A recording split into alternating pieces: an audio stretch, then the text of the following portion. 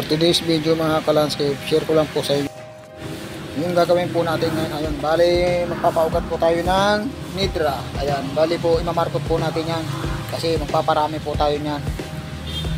Ayan, bali ganyan lang po magparami ng halaman, markot, cuttings, tusok lang pwede. Ayan mga ka-landscape, pero mas maganda po kasi markot kasi malalaki na po siya, kaya mga ilang buwan lang pwede na kagad may tanim yan pag stable na yung ugat niya. Ayan, maya mga ka-landscape, pakita ko lang po sa inyo yung binalatan ko na tapos may balot na. Ayan, sige po mga ka-landscape.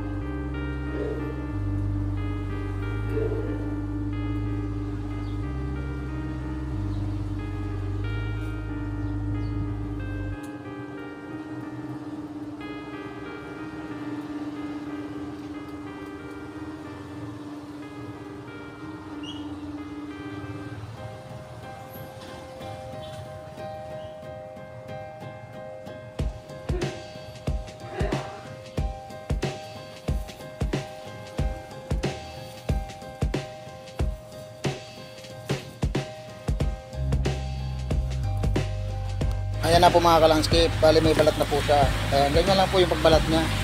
Mga 1 inch lang po yung haba niya. Ayan na po mga ka-landscape, may balot na po siya. Ayan.